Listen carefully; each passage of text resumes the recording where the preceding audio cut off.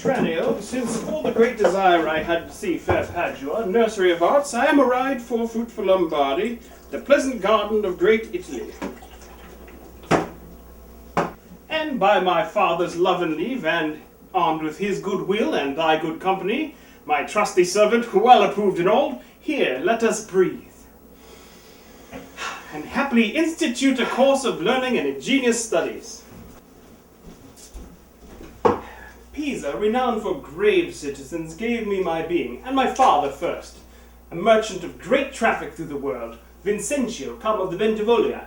Lucentio, his son, it shall become, to serve all hopes conceived, to deck his fortune with his virtuous deeds.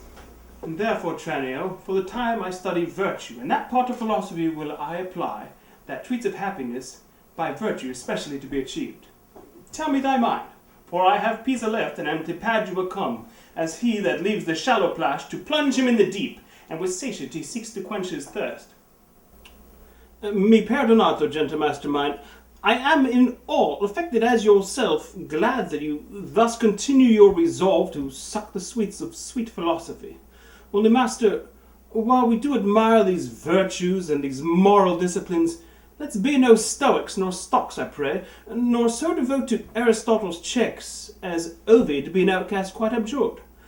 Bulk logic with the acquaintance you have, practice rhetoric in your common talk, music and poetry used to quicken you, mathematics and metaphysics, fall to them as you find your stomach serves you. No profit grows where is no pleasure ta'en. In brief, stir, study what you most affect. Gramercies, Tranio, well dost thou advise. Now if Biondello thou wert come ashore, we could at once put us in readiness, and take lodging, fit to entertain such friends as time in Padua shall beget. But wait a bit, what company is this?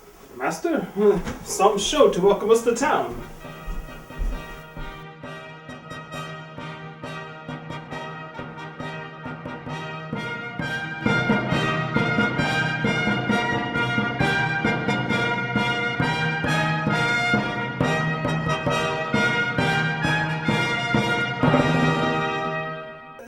Gentlemen, importune me no farther, for how I firmly am resolved you know, that is, not to bestow my youngest daughter until I have a husband for the elder. If either of you both love Katharina, because I know you well and love you well, leave shall you have to court her at your pleasure. To court her, rather? She's too rough for me. There, Hortensio, will you any wife? Father, is it your will to make a stale of me amongst these mates? Mates, maid, how many of that? No mates for you unless you be of a gentler mild or mold. You had never need fear. I wish it was not halfway to her heart. But if it were, doubt not her will should be to comb your cot with a three-legged stool, paint your face, and use you like a fool. From all such devils, good Lord, deliver us. And me too, good Lord. Hush, master. Here is some good pastime toward. That wench is stark mad, or wonderful froward. But in the other silence I do see maid's mild behaviour and sobriety. Peace, Tranio. Well said, master. Mum, and gaze your fill. Gentlemen, that I may make good what I have said, Bianca, get you in. And let it not displease thee, good Bianca, for I shall love thee ne'ertheless, my girl. A pretty pet. It is best put finger in the eye, and she knew why. Sister, content you in my discontent. Sir, to your pleasure humbly I subscribe. My books and instruments shall be my company. On them to look and practice by myself. Hark, Tranio. Thou mayest hear Minerva speak. Oh, Signor Baptista, will you be so strange? Sorry I am that our goodwill affects Bianca's grief. Why, will you mew her up for this fiend of hell, and make her bear the penance of her tongue? Gentlemen, content ye. I am resolved. Bianca, go in.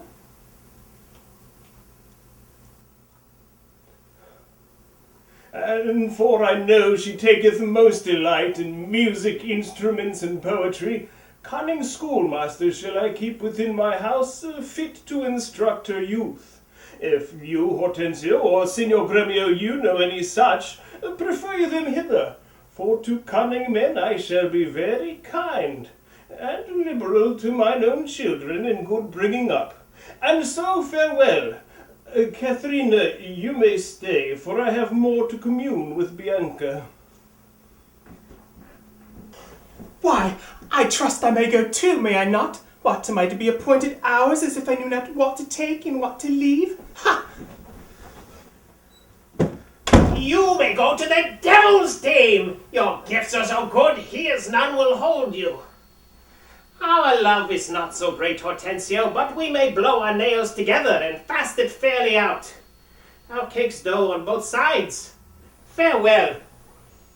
And yet, for the love I bear sweet Bianca, if I could light on a fit man to instruct her that wherein she delights, I will wish her to her father.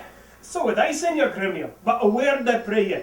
Though the nature of our quarrel never yet brought peril, know now upon consideration that it touches us both, that we may once again have access to a fair mistress, and be happy rivals to Bianca's love. To labour on the fate one thing especially.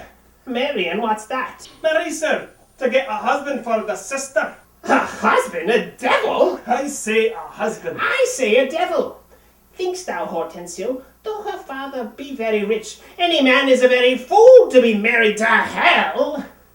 Tush, tush, Gremio, though it passeth your patience and mine to endure her loud alarms, why there be good fellows in the world, and a man could light on would take her with all her faults, and money enough.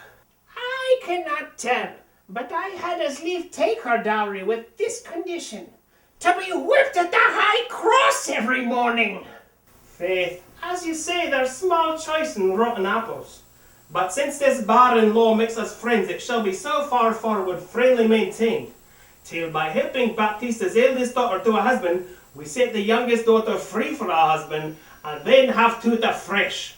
Ah, sweet Bianca, happy man be his dole. He that runs fastest gets the ring. How say you, Senor Gremio?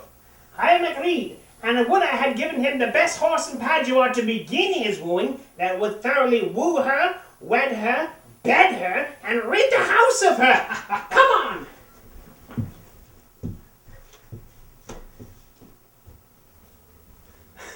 Pray, sir, tell me, is it possible that love should of a sudden take such hold? Oh, Tranio, till I found it to be true, I never thought it possible or likely. But see, while idly I stood looking on, I found the effect of love in idleness, and now in plainness do confess to thee that art to me as secret and as dear as Anna to the Queen of Carthage was. Oh, Tranio, I burn, I pine, I perish, Tranio, if I achieve not this young modest girl. Counsel me, Tranio, for I know thou canst. Assist me, Tranio, for I know thou wilt. Master, 'tis no time to chide you now. Affection is not rated from the heart. If love hath touched you, naught remains but so. Redime captum quam caes minimo. Gramercy's lad, go forward. This contents, the rest will comfort, for thy counsel is sound. Master, you looked so longly on the maid, perhaps you marked not what's the pith of all. Oh yes, I saw sweet beauty in her face, such as the daughter of Agenor had, that made great Jove humble him to her hand, as with his knees he kissed the Cretan strand. Saw you no more? Marked you not how her sister began to scold and scorn and raise up such a storm that mortal ears might hardly endure the din? Oh, Tranio, I saw her coral lips to move, and with her breath she did perfume the air. Sacred and sweet was all I saw in her. Nay, then, 'tis time to stir him from this trance. I pray, awake, sir. If you love the maid, bend thoughts and wits to achieve her, for thus it stands. The elder sister is so cursed and shrewd that until the father rid his hands of her, your love must live a maid at home. For thus has he closely mewed her up, because she will not be annoyed with suitors. Oh, Tranio, what a cruel father's he! But marked you not how he got cunning schoolmasters to instruct her? Marry am I, sir, and now 'tis plotted. Tranio, I have it! Both their inventions meet and jump in one. Tell me thine first. You will be schoolmaster and undertake the teaching of the maid. That's your device. It is. Can it be done? Not possible, for who will bear your part and be in Padua here Vincentio's son? Keep house, and ply his books, welcome his friends, visit his countrymen, banquet them. Basta, content thee, for I have it in full. We have not yet been seen in any house, nor can we be distinguished by our faces for man or master. Then it follows thus. You will be Master Tranio in my stead, keep house and port and servants as I should. I will some other be, some Florentine or Neapolitan or meaner man of Pisa. 'Tis hatched and shall be so. Tranio, at once uncase thee. Take my coloured hat and cloak. When Biondello comes, he waits on thee. But I will charm him first to keep his tongue. So had you need. See that your pleasure is, and I am bound to be obedient. For thus your father charged me at our parting. Be serviceable to my son, quoth he, though 'twas in a different sense, I think. I am content to be Lucentio, because so well I love Lucentio. Tranio, be so because Lucentio loves, and let me be a slave to achieve that maid whose sudden sight hath thralled my wounded eye. Ah, here comes the rogue. Sirrah, where have you been? Where am I? How now? Where are you, master? Has my fellow Tranio stolen your clothing? Or you his? Or both? Pray, what's the news? Sirrah, come hither. 'Tis no time to jest, therefore frame your manners to the time. Your fellow Tranio here, to save my life, puts my apparel and my countenance on, and I for my escape am put on his. For in a quarrel since I came ashore, I killed a man, and fear I was descried. Wait you on him, I charge you as becomes, while I make way from hence to save my life. You understand me? Aye, sir. Ne'er a whit. And not a jot of Tranio on your mouth. Tranio is chained to Lucentio. The better for him. Oh, would that I were so too. So could I, faith, boy, to have the next wish after, that Lucentio indeed have Baptista's youngest daughter. But, sirrah, not for my sake, but your master's, I advise you use your manners discreetly in all kind of company. When we are alone, why, then I am Tranio, but in all places else, thy master, Lucentio. Tranio, let's go.